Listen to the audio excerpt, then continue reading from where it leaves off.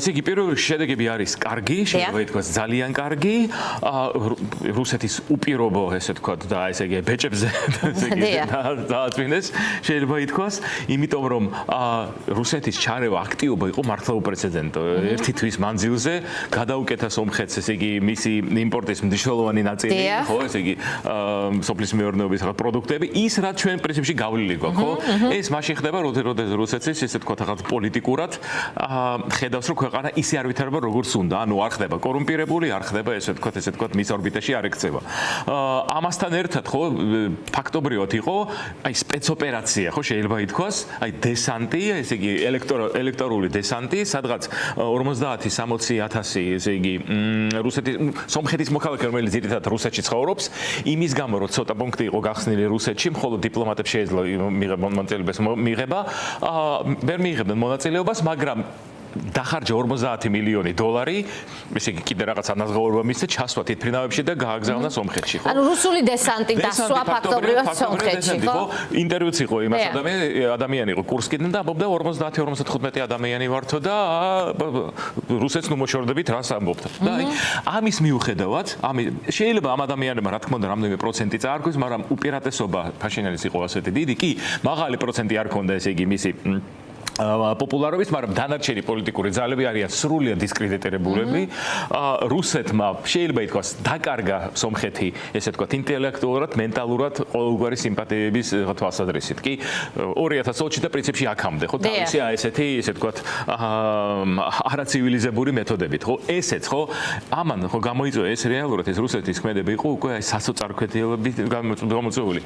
ხდებოდა რომ ესე იგი ქვეყანას აგებს და აი ესეთი კი არა რაღაცითი აი ქაჯორი არადამიერო მეთოდები იხმარა. პრინციპში რაც მისხელთ იყო ყველაფერი გამოიყენა პარტნიორები. მარტო ეს შეუძლია რუსეთს, მარტო ეს შეუძლია. მხოლოდ მუქარა და ისიც ძალიან ნაცნობი სცენარით, ეკონომიკური პერკეტების გამოყენებით, დეპორტაციის დამუხრებით და ასევე პირდაპირ მუქარაც ვნახეთ ჩვენ. კი, ნუ შეიძლება კიდევ ვნახოთ, მე მგონი ახალ პროდუქტებზე იყო საუბარი, მე მგონი თევზეულობაზე და ნუ უნდა ველოდოთ მომავალში რაღაც ბუნებრივი აირზე ზეწულად. საბედნიეროდ სომხეთი აღარ არის უკვე იმ მდგომარეობაში, როგორიც იყო 10-15 წლის წინ. აღარ არის ესეთი მოწყვლადი და რაც თავარია ევროკავშირთან, დასავლეთთან კავშირები ისე აქ უკვე რაღაც შედარებით აწყობილი, რომ მაგალითად აი ეს სოფლის მეურნეობის პროდუქციის ნაწილი, ისე ვთქვათ, გადაისროლეს ევროპაში, ხო? ხილი და ბოსნეული, რაც რამდენიმე მილიონ დოლარს წარმოადგენს და რაც თავარი სიმბოლური ნაბიჯიც არის. ეს ნიშნავს, რომ სომხეთს ყავს მეგობრები, რომლებიც შემთხვევაში ჰოლანდიაში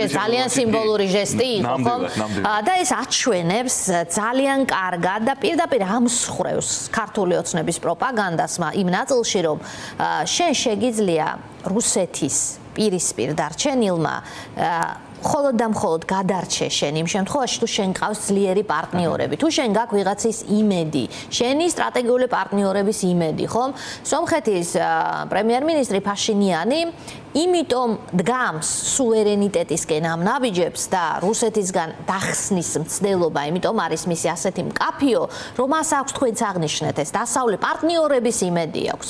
აი რომ შევადაროთ აქ საქართველოში, ივანიშვილი გვეუბნება, რომ ესე იგი რუსეთი არ უნდა გააღიზიანო და ყველაფერი უნდა გააკეთო იმისთვის, რომ რუსეთი არ გაბრაზდეს. არადა ფორმულა, რომ ნამდვილი სუვერენიტეტი დაიმკვიდრო, აი ფაშინიანმა ძალიან კარგად აჩვენა და სომხეთის ამ პოლიტიკამ, იმიტომ რომ წინააღმდეგ შემთხვევაში არ გიცავს, როცა შენ გიჭირს სამხედრო თუ ეკონომიკური თვალსაზრისით, რუსეთი არ არის საიმედო პარტნიორი, ანუ რის სანაცვლოდ აბარებს სუვერენიტეტს მაშინ, ხომ?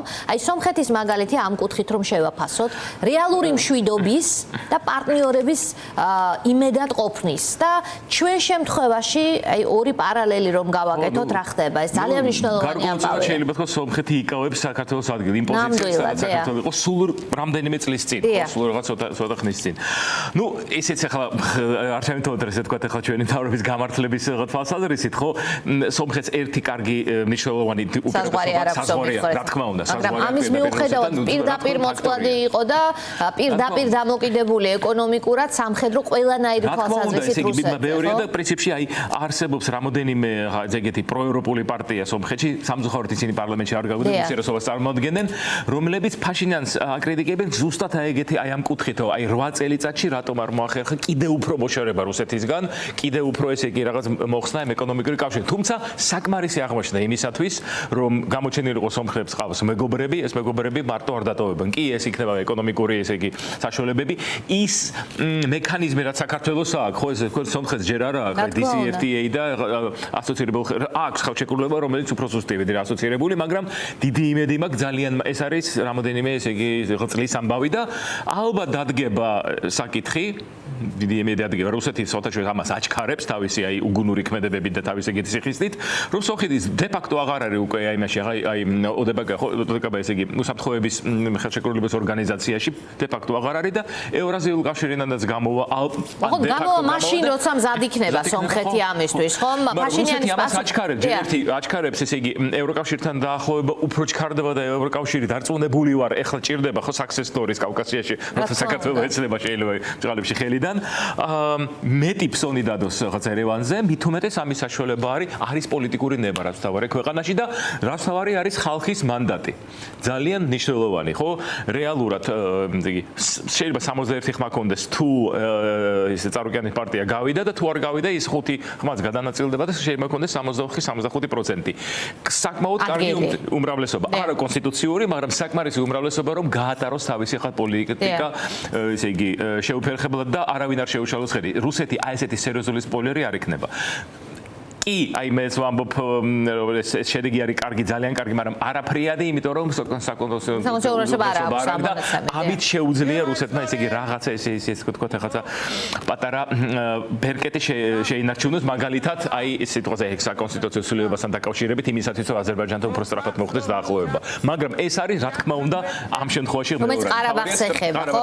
სტრატეგიული გეზი არის და პლუს კიდე ამის იმედიც შეიძლება ვიყოთ რომ ასევე სიბრძნე გამოიჩენენ და ჯერჯერობით იჩენენ ყოფილი მტრები და ეხლა იმედია ახლა მომავალში ჩვეულებრივი მეზობლები თურქეთიც და აზერბაიჯანიც იჩენს პოლიტიკურ ნებას ესე იგი დგავს ნაბიჯებს სომხეთის ესე იგი სასარგებლოდ და მიმართულებით და შესაძლოა ალებსაც ქონდეს პოლიტიკური ნება და ამ სიტყვაზე პუნქტის გარეშე რომელიც არ არის უშუალოდ კონსტიტუციაში კონსტიტუცია ეყრდნობა რაღაც დოკუმენტს და ის დეკლარაცია ეყრდნობა რაღაც ხელშეკრულებას ამიტომ რომ ახსნათ მაყურებლისთვის უკეთ რაზეა საუბარი ანუ რას ელოდება ალიევი სომხეთისგან ესე იგი აი რამდენიმე წელიწადი ალიევი ამბობს რომ ეს არის წითელი ხაზი ამას აღიქავს იმიტომ რომ სომხეთის კონსტიტუცია არის ესე სომხეთის კონსტიტუცია ეყრდნობა რომელიც მიიღეს 95 წელს 90 წლის დამოუკიდებლობის დეკლარაცია საბჭოთა კავშირიდან როდესაც გამოდიოდა. დამოუკიდებლობის დეკლარაცია თავის მხრივ მოიხსენიებს სხვა დოკუმენტს 99 წლის დოკუმენტს, სადაც სომხეთი და ესე იგი მთიანი ყარაბაღი უნდა გაერთიანდნენ. ანუ უშუალოდ კონსტიტუციაში არ არის, არც მეორე დოკუმენტში არ არის, მაგრამ აი მესამე დოკუმენტში არის ეს პუნქტი. რა თქმა უნდა, ალიევს ამის ეშინია, იმიტომ რომ თუ მოვიდნენ, აი რომ სულიყო რევანშისტული ძალები, რა თქმა უნდა, ძალიან კარგად ესეთი ისარგებლებდნენ ამ პუნქტად. ამიტომ თავი რომ დაიზღიოს ალიევმა, ესე იგი ნებისმიერი სხვა პოლიტიკური, არამეგობრული პოლიტიკური ძალა რომ მოვიდეს, რომ არ ქონდათ ლეგალური დასაყრდენი თავისი აგრესიული ქმედებების. ნუ ხა სამწუხაროდ ჩვენ ვიცით, ხშირად არის საჭირო არ ვითარ დასაყრდენი, იგივე რუსეთის ქმედებებიდან ვიცით, მაგრამ ყოველ შემთხვევაში ეს იყო მნიშვნელოვანი. შესაძლოა შერბილდეს ალიევი, იმიტომ რომ ამ შემთხვევაში ჩემი აზრით უფრო დიდი სტრატეგიული ის არის, ესე ვთქვათ, მიზანი. სანამ რუსეთი არის ესეთი დასუსტებული და ეხლა დიდი იმედი მაქვს, ესე იგი ახალ უკვე ვეღარ ადგება რუსეთი ახალ სიძლიერემდე, ისე ჩანს, რომ თვითონ უნდა უკვე მოლაპარაკე აბრამოვიჩს აგზავნის, არ ვიცი ვინ, ხო? დიდი ალბათობით ვინ უნდა აგზავნიდეს აბა სხვა. ეხლა პრინციპში ესეც არ ვიცი თუ შესაძლოა პუტინის მიღმა ხდებოდეს ეს მოძრაობები, თავის გადარჩენის ცდილობა რუსული establishment-ის ესეთ რეჟიმში ჩვენ არასოდეს არ ვიცით რა ხდება სინამდვილეში შეიძლება კარს მიღმა და ფარდას მიღმა დიდარი ხალხისთან აბრამოვიჩი პირველ ეტაპზე ჩართული იყო ამ მოლაპარაკებებში თუ გვახსოვს და შესაბამისად ყველას თავი ანაღვლებს საბოლოო ჯამში თუ ხდება რომ მისი ლიდერი დესტრუქციულ თვითგანადგურების რეჟიმზეა გადასული ასეთი ვითარება ახლა ნამდვილად რუსეთში და ამას მის გარემოწვევაში კარგია რომ სომხეთმაც ისარგებლა ამ რუსეთის დასუსტებით და სხვა ქვეყნებთან ერთად მოლდოვა, სირია და რამოდენიმე ქვეყანასთან ერთად გაემიჯნა და განთავისუფლების გზაზეა. კი, რა თქმა უნდა, კიდე რამეჯერ არის გადასადგმელი, ეს არის მხოლოდ შანსი ჩვენი გამოცდილებითაც სამწუხაროდ, რომ როცა შანსი ვიღებთ, არ არის აუცილებელი რომ ისარგებლო, სამწუხაროდ ყოველთვის არის ესე თქო, ხა შეცდომის დაშვების ესე თქო, ცდუნება და ბევრი ამის არგოს და ამიტომ სოფლის კიდე აქვს გასავლელი გზა, მაგრამ რაც თავარია ამ გზისთვის პარტნიორებიც ყავს, შიდა მანდატიც აქვს, საკმაოდ დიდი უმრავლესობა და ნუ დარწმუნებული ვარ, კარგად დაკომპლექტდება მთავრობა და ესე თქო, აი ეს მთავარი მაგისტრალური გზა ევროპასთან დაახლოვება იქნება. ამ შემთხვევაში რა ხდება რეგიონში? მოდით გავფართოვოთ სურათი, ბატონო გიორგი. სხვა შორის გითხრეს დღეს რომ ესე იგი თურქეთის, აზერბაიჯანის და საქართველოს ანუ საგარეო საქმეთა მინისტრები იმყოფებიან შეხვედრაზე. აი რა შეიძლება იყოს ახლა მოლაპარაკებების თემები? ივანიშვილი რამდენად აცნობიერებს ამ შეცვლილ ვითარებას რეგიონში და პუტინის დასუსტებას თუ ეჭვი გაქვთ რომ აბრამოვიჩი და მისი გარემოცვა აცნობიერებს, არ ვიცი, რუსეთში გამდიდრებული ოლიგარქი ივანიშვილი რატომ ვერ უნდა აცნობიერებდეს ამას, რომ არ დაალაგდა კარტები მის იმ სცენარის სასარგებლოდ, რომლის იმედიც მას თავიდან ჰქონდა. ამ შემთხვევაში შეიძლება ასე დავრჩეთ ჩვენ აფსაიდში შეიძლება ითქვას, აი ამ დასავლური ინტერესის რეგიონში ჩვენ დავრჩეთ რუსეთის უკანა ეზოდ? იცით, აქ რამდენიმე ფაქტორია. ის რომ პრინციპში უკვე რამდენიმე ათწლეული არსებობს, აი ეს კარგი ღერძი, ხო, ესე იგი აზერბაიჯანი, საქართველო, თურქეთი, ეს ღერძი რა თქმა უნდა ინფრასტრუქტურულად უკვე აშენებულია და მუშაობს და რაც თავარია, რაღაც მთელ რეგიონს, რაღაც ესე ვთქვათ, კეთილდღეობას მატებს და დამოუკიდებლობას მატებს. ამიტომ ახლა არ ამგონია, ესე იგი, იმდენად დიდი ისე კი ფსონი არის დადებულ უკვე თურქეთიდან და აზერბაიჯანიდან, რომ ახლა ვერ გამოვა საქართველოს რომს კი მოუნდეთ. ნუ იმედი არის მოუნდეთ, იმიტომ გასაგებია, რომ ეს არის ეკონომიკური საყრდენი. მაგრამ კიდე იცით რა არის ეკონომიკური საყრდენი და არის პოლიტიკური განვითარება. ეკონომიკური მაგალითად, აი, რომ შევადაროთ იქ ჩვენ მეზობელს, მეგობარი სახელმწიფო აზერბაიჯანი, მაგრამ დარწმუნებულია ბევრ ქართველს არ მოუნდება აზერბაიჯანის მოქალაქე რომ იყოს. იმიტომ რომ ესეთი აი მაგალითად წარმოგიდგენია ამ აზერბაიჯანში ვიმსჯელოთ პოლიტიკურ არჩევნებზე ხო საერთოდ და რაღაც ინტერესს წარმოადგენდეს ხო ამიტომ ჩვენ არ გვაქვს ნავთობი და ბუნებრივი აირი ამიტომ ჩვენი ესე ვთქვათ ინტერესი და ჩვენ გავხდებით საინტერესო და მიმზიდველი როდესაც გამვითარდებით პოლიტიკურად ამიტომ ჩვენთვის სასიცოცხლოდ მნიშვნელოვანია გავხდეთ ევროპული სახელმწიფო შინაგანად ზოგი ქვეყნისთვის ნაკლებად მნიშვნელოვანია ხო ნაკლებად სასიცოცხლოა ხო ეხლა მით უმეტეს ქვეყანამ აზერბაიჯანმა რაც რა თქმა უნდა ყველა ქართველი ულოცავს დაიბრუნა ესე იგი თავისი მიწები აღადგინა თავის ტერიტორიიდან მთლიანობა რა თქმა უნდა უსურვებთ წარმატებას მაგრამ ჩვენი მოდელი არის სხვა ნამდვილად ჩვენი მოდელი შიდა განვითარების არის სხვა ამიტომ აი წარმოვიდგინეთ რამდენად აი კარგი ის იქნება პერსპექტივა როდესაც აი ორი ქვეყანა საქართველო და სომხეთი უკვე იქნება ესე ვთქვათ ევროპულ გზაზე ფაშიანმა რამდენიმეჯერ აღნიშნა მისთვის არის მნიშვნელოვანი იმიტომ სომხეთის გზა გადის ესე იგი საქართველოს გავლით ამიტომ წარმოვიდგინეთ ახლა აი ჩვენ გვაქვს წესით ხელსაყრელი გეოპოლიტიკური მდგომარეობა ორივე მეზობელს ჩვენ ჯერ ერთი მეგობრული ურთიერთობა გვაქვს და ორივეს უნდა ჩვენი წარმატება პრინციპში ოღონდ არა ხელსაყრელი ვითარებაა იმ მხრივ რომ ოლიგარქი ყავს რუსეთში გამდიდრებული ხელისუფლებაში ძალაუფლებაში გამაგრებული რომელსაც არ ვიცით რამდენად აქვს მოქმედების თავისუფლების არეალი ხო არ ვიცით ნუ ამას პრინციპში მომავალი აჩვენებს თუ რას ისეთ ნაბიჯს არ გადადის. არა, ვიცით, მაგრამ მოულოდნელად გაგვაკვირვებს რომ ნახოთ საწინააღმდეგო, ანუ დაბრუნება ამ ქვეყნის ჩემი აზრით თვითონ ყოველდღიურ ცხოვრებაში დემოკრატიულ რელსებზე, რაც თითქმის წარმოუდგენელია მის პირობებში. იმიტომ რომ შეიძლება ჩვენ გქონდეს ეკონომიკური ზრდა, მაგრამ ეს ეკონომიკური ზრდა არ იქნება ესე იგი სტაბილური არ იქნება ესე ვთქვათ აი მდგრადი აი იმ ქვეყანას ვისაც აქვს ხო ესე იგი ახლა ნავთობი და ბუნებრივი არის იმათთვის შეიძლება იყოს მდგრადი თუმცა რა თქმა უნდა ეს ეკონომიკა სრულდება და პრინციპში სხვა ადგილებზე გადადის სოფლიო ეკონომიკა მათ შორის ენერგეტიკული მაგრამ ჩვენთვის აუცილებელია იმისთვის რომ ესე რაღაც სიტყვაზე 5-6-7%-იანი ეკონომიკური ზრდა არ შეიცვალოს ახლა მინუსში არ გადავიდეთ იმიტომ რომ ასე აეწყობა ესე ვთქვათ კონიუნქტურა ამიტომ ამისთვის თავარი საყრდენი არის დემოკრატიული შიდა განვითარება. ნიდერლანდებს და ბელგიას და შვედეთს არ აქვს ხო ბუნებრივი რესურსები, მაგრამ შიდა მართლობებით არიან ასეთი ძლიერები. რაც ივანიშვილის პირობებში ალბათ ნაკლებად წარმოსადგენია, ცვლილების შემთხვევაში რეჟიმის ამ ქვეყანას აქვს ამ რელსებზე დაბრუნების შანსი, მაგრამ იმიტაციას რამდენად შეეცდება, ესეც საკითხავია ალბათ, იმიტაციას იმის რომ მას უნდა დასავლეთთან ინტეგრაცია, მაგრამ ამის ნიშნები არ ჩანს. იცით რა არის, აი პრინციპში აი უკრაინის ომამდე ისეთი სტიმულები და ისეთი ისე თქვათ რაღაც აი პოლიტიკური აი რა ზოგადად კონდიშნალიტი ხო ურთიერთობა ქონდა ხო და ესე იგი ევროპასთან შეერთებულ შტატებთან რომ უნდა თუ არ უნდა და ქვეყანა ასე თუ ისე ვითარდებოდა პრობლემებით რაღაცა თავის ესე თქვათ ახლა არა ესე თქვათ სრულფასოვანი არჩევნები და ასე შემდეგ და მიტაცებული სასამართლოთი და ასე შემდეგ მაგრამ პრინციპში რაღაც ესე იგი ელემენტები დემოკრატიული საზოგადოების შეიმჩნევოდა 22 წლის მერე აი უკრაინის ომის მერე და სიტყვაზე როდესაც აი პოზიცია ნაცრისფერი ზონა გაქრა შუა ზონა იმის მერე პრინციპში რა თქმა უნდა უკუსლაა და ნუ რა თქმა უნდა შესაძლებელია ეს ყველაფერი კი ბატონო ბატონ გიორგი მოდით შევხედოთ იმ გასაღებს რომელიც ცვლის ალბათ ამ ყველაფერს მთელი მსოფლიოსთვის ეს არის რუსეთ-უკრაინის ომი და თქვენ ბრიტანეთის კარგი მცოდნე ხართ და გერსტარმერთან შეხვედრაზე მყოფი ზელენსკი სადაც იყო მაკრონი და მერცი უდაოდ მნიშვნელოვანი შეხვედრა იმ წერილის შემდგომ, რომელიც მისწერა პუტინს, ზელენსკიმ, სხვა შორის უთხრეს, რომ პუტინმა დაიწუნა ეს მისი წერილი და მან უთხრა, რომ თქვენ პირველი ვერსია არ გინახავთო, როგორი იყო ჩემი პირველი ვერსიაო, თავხედური უწოდა ხო პუტინმა.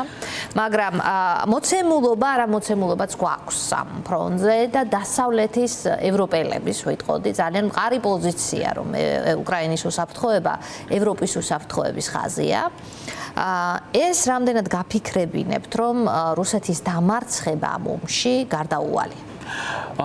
პრინციპში თავიდანვე იყო გასაგები რომ არის რუსეთის გამარჯვება გარდაუვალი, რამდენიმე თვეში გამოჩნდა როგორ დასუსტა რუსეთი ყველა სხვა ფრონტზე, რომ ეკონომიკური საყრდენიც არა აქვს რუსეთს ისეთი რომ დიდხანს გააგრძელოს ომი, მაგრამ უბრალოდ იყო უფრო ძლიერი იმ მომენტში ვიდრე უკრაინა, მეტი მოსახლეობა, მეტი შეარაღება და ასე შემდეგ. მით უმეტეს ემზადა, თუმცა აი ესეთ კორუმპირებულ და ესეთ არაეფექტურ სახელმწიფოში მზადებაც არ არის ისეთი როგორც არის საჭირო, ხო? ამიტომ ეს იყო პუტინის მხრიდან ეგეთი პოლიტიკური ხარაკერი აი ომში ჩაბმა, ხო? ეხლა ჩანს რამდენად დასუსტა რუსეთი და როგორ კარგავს ესე იგი ყოფილ მოკავშირეებს და იმ ქვეყნებს სადაც ქონდა გავლენა. ამიტომ თავარია რა ფასად და როდის ხო? ვერ დააბრუნებ ხო იმ რასეულობით 1000 ესე იგი უკრაინელ მეომარს და მშვიდობიან მოსახლეობას ხო მშვიდობიან მოქალაქეს რომელიც დაიღუპა ხო? ეს არის და კიდე მნიშვნელოვანი ის არის ხო ეხლა ვის რამდენ ადამიანს მოუნდება უკრაინაში დაბრუნება, რამდენი რა დაუჯდება სოფლიოს და უკრაინას ეს აღდგენა უკრაინის არჩევანი ის იცავდა თავს. რა თქმა უნდა, მაგრამ აი რამდენად ძვირად იქნება ეს გასაგებია რომ ესე იგი ეს რეჟიმი ვერ იარსებდეს და რა თქმა უნდა მე კიდე ჩდება ახალი კითხვები ხო არც ის სასამოვნო ვინ მოვა პუტინის გასაგებია რომ პუტინი უკვე ეთყობა კიდევაც ესე იგი რომ კარგავს ბერკეტებს. ნუ ჩვენ არ ვიცით რა ხდება, დარწმუნებული ვარ რომ უკვე ფიქრობენ მის გარშემო ესე თქვა შემსწავლელი შეიძლება მოულოდნელად ახალი პრიგონაჟი გამოჩნდეს ამოხდეს მოულოდნელად ხო შეიძლება რამდენიმე წელიწადში ეს არის დროის ამბავი. ეს არის დროის ამბავი და კიდე ჰიპოთეტურად რომ მოსულიყო პრიგოჟინი ხელისუფლებაში რა ახლა ლიბერალური მედროში იქნებოდა? რუსეთი გახდებოდა რეალურად შედარებით უფრო რაციონალური ვიდრე პუტინი არ ვიცით არც. მაგრამ იგივე იმპერიული იდეებზე იქნება ბოლოს და ბოლოს პრიგოჟინმა გამოიჩინა მჭყარებში თავი უკრაინაში როგორც საკმაოდ ამიტომ აქ ბევრი საკითხია. პუტინზე ყველაზე მეტად რაც სიტყვაც მას ალბათ დღეს ახასიათებს არის რომ მან დაკარგა რეალობის აღქმა. დიდი ხანია დაკარგა. ეს არის რაც უშლის ხელს თუნდაც ყველაზე პირსისხლიან ლიდერს ან ყველაზე ესე ვთქვათ იდეებით პროპაგანდისტული იდეებით შეპყრობილან დიდი რუსეთის იდეებით შეპყრობილ ლიდერს ადეკვატურობისგან იცავს შეიძლება ასე ითქვას, ანუ ადეკვატურობა არ არის მოსალოდნელი, ასეთ შემთხვევაში შესაბამისად მასთან დიალოგი და მოლაპარაკება რთულდება. ყოველთვის ეს არის ნებისმიერი აიგეთი ავტორიტარული და მერე ტოტალიტარული ლიდერი, ესე იგი მის გარემოცვაში არის ხალხი, რომლებიც ეუბნებიან რაც სიამოვნებს, ამიტომ აუცილებლად კარგავს კავშირ რეალობასთან, მით უმეტეს ადამიანი, რომელიც ესეთი მენტალობა აქვს, ხო ინტერნეტით ასარგებლობს და რაღაც ისევე აი როგორც 30-40 წლის წინ რაღაც ეთქო და მე იმ ფურცლებს ვინ უწერს და რაღაც გამოჩნდა ომის სამღეში აღების გასაგებია რომ არ ერკვევა სიტუაციაში ხო და ეხლაც ამბობს ხო რაღაცა ყველა ფრონტზე მივდივარ წინ ნუ ეხლა არსად არ მიდის წინ ამიტომ რუსეთის დამარცხების შემთხვევაში უფრო მარტივი ხდება თუ არა ჩვენი ისტორიული ამოცანების მიღწევაც ნუ ჩვენ უნდა ყოველთვის ვიყავ ფრთხილად, არა მარტო ჩვენ.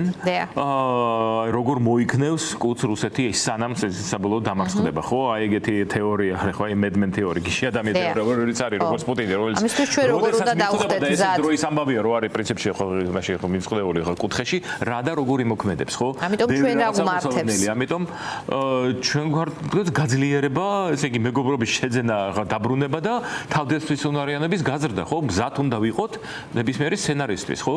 მინიმუმ უნდა გყავდეს პარტნიორები, სადაც ერეკება ამ ქვეყნიდან ლიდერს, ალო გისმენთ, ჩემთან ასეთი ამბავია, ხო? რაც დღევანდელ რეალობაში ერთადერთი გამორიცხულია, ერთადერთი